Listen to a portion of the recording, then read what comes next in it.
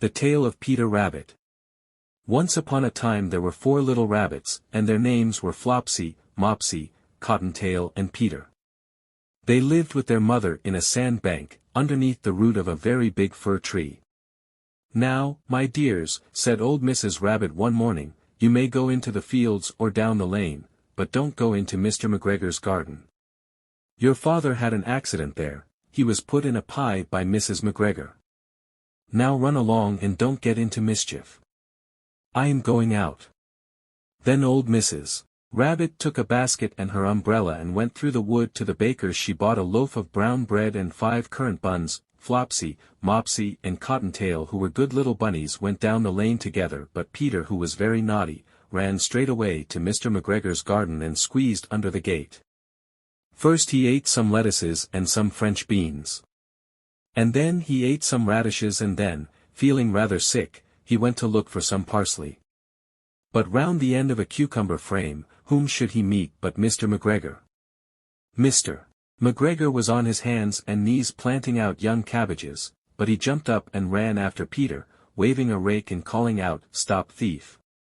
Peter was most dreadfully frightened. He rushed all over the garden, for he had forgotten the way back to the gate. He lost one shoe among the cabbages, and the other amongst the potatoes.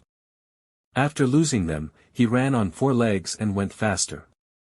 So that I think he might have got away altogether if he had not unfortunately run into a gooseberry net and got caught by the large buttons on his jacket. It was a blue jacket with brass buttons, quite new. Peter gave himself up for lost and shed big tears, but his sobs were overheard by some friendly sparrows, who flew to him in great excitement and implored him to exert himself more.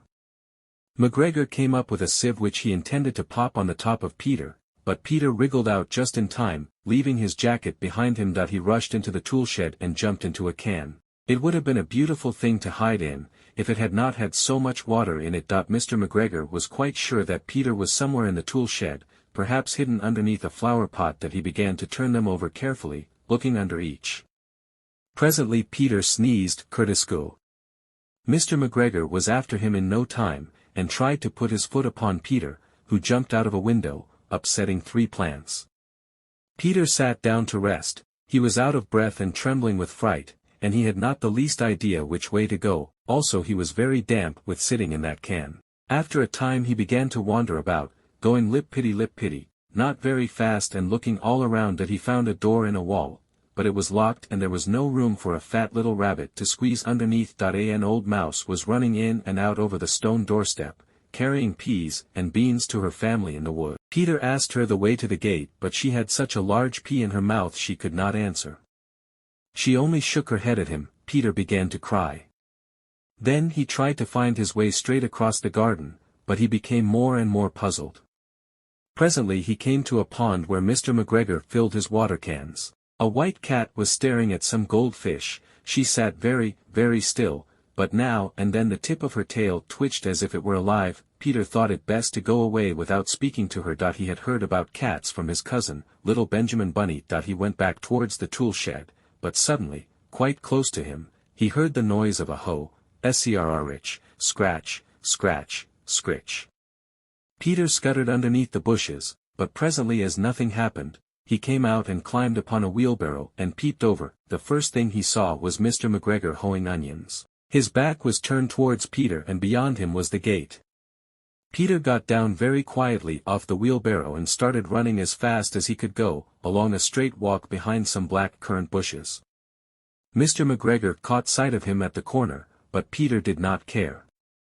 He slipped underneath the gate and was safe at last in the wood outside the garden.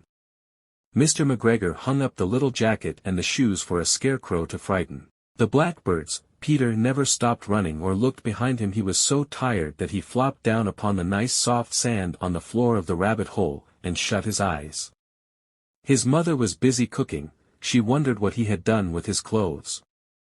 It was the second little jacket and pair of shoes that Peter had lost in a fortnight.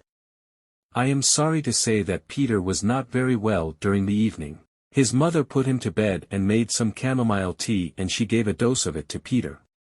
1 teaspoonful to be taken at bedtime.